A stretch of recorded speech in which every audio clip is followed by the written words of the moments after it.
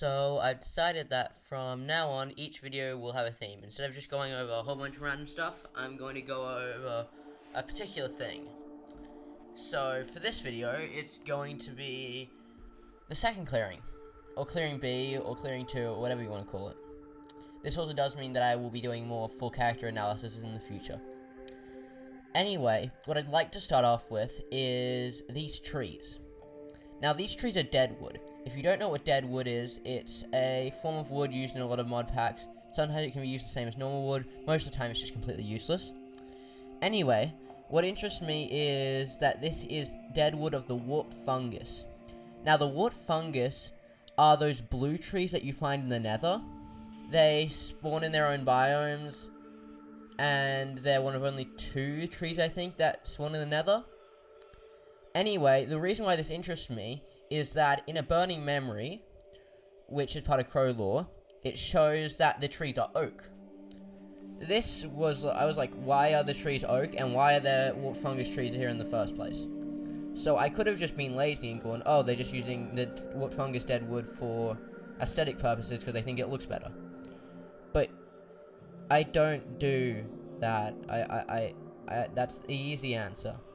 So I started putting together a couple theories. I have like 2 main ones.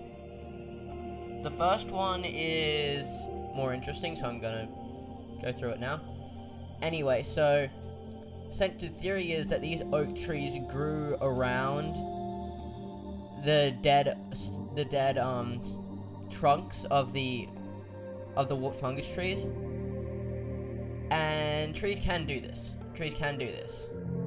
Essentially, you just plant a seed there, and as it grows, the wood grows around it.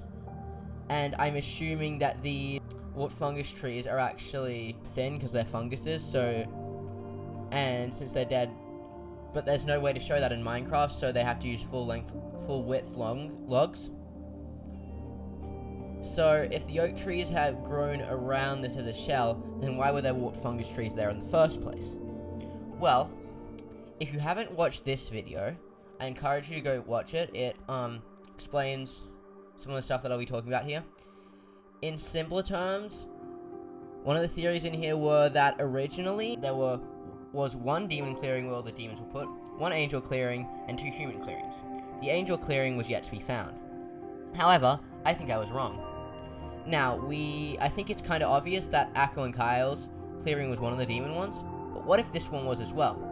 Because warped fungus trees. Nether. That just feels like it makes sense. This just brought something to mind that I never thought about before.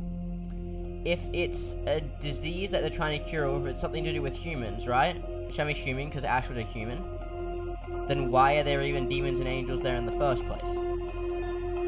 If you're not aware of the time period Maze Runner takes place in, it's placed around 200 years after they changed the date system. So let's take a safe bet and say 2250, 2250, and let's assume Outsiders is set around the same time.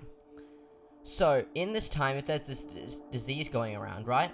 Perhaps humans have mutated during this time, and that's what angels are. The mutated pieces of DNA, it has a side effect that causes purple hair. Or, I don't know what the halos are about. I'll figure something out later.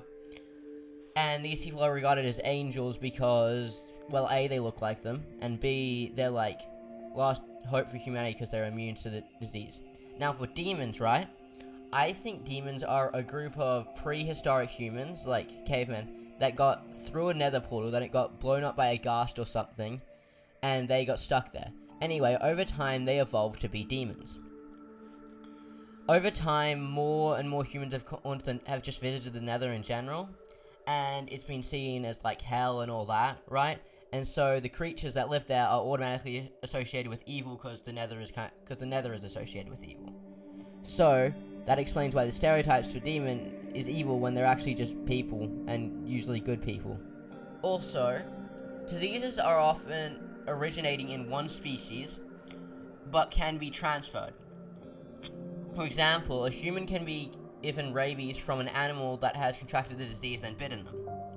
So that means that demons can get the disease, and not being exposed to anything like this before, it would more likely than not be incredibly dangerous towards them. I think a good example of this is the British occupation of Australia. When the British came along, they brought all these diseases such as smallpox, which ravaged indigenous Australian populations because they never had to deal with a disease like this before. This would have, like, probably decimated demon populations, and would explain why there's also less demons in there than humans, and also why there's less angels, because they're like an offshoot of human evolution. So that means they were running 2 experiments at the same time. Essentially, make demons immune and at least equal to humans with their ability to recover, and make humans and demons immune through what makes angels different to them. Essentially, same thing as Maze Runner, just observing what makes the races different, and then applying said thing.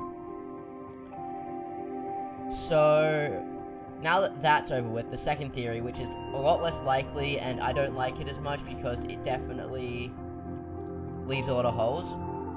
When Owen was stung by the Griever, right, he had a whole bunch of flashbacks. This is how it works in the original Maze Runner. You get all your memories back when you're stung by the Griever if you survive. But Owen didn't get all his memories back, of course, because it works differently outside his different universe. So, perhaps, instead of it just being a serum that, gives you your memories back, perhaps it brings your past to you. Okay, let me explain. So, Owen got all his memories back when he got stung, right? That's all his past coming to him, right? But if you sting something like a tree, right? Trees don't have memories. They don't even have brains.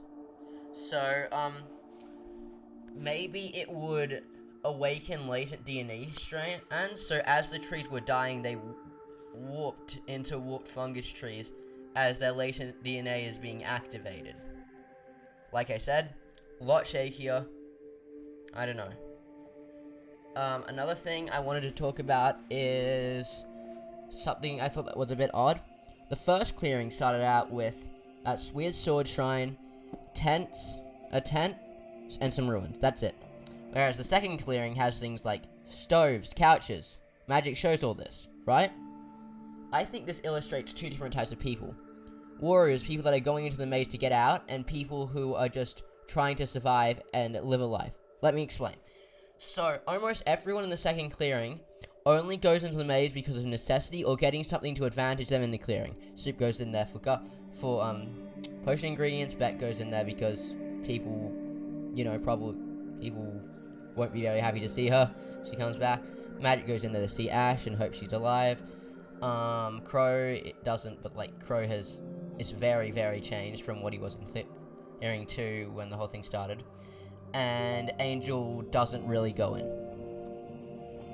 And they're giving all these appliances, right, which encourage them to stay.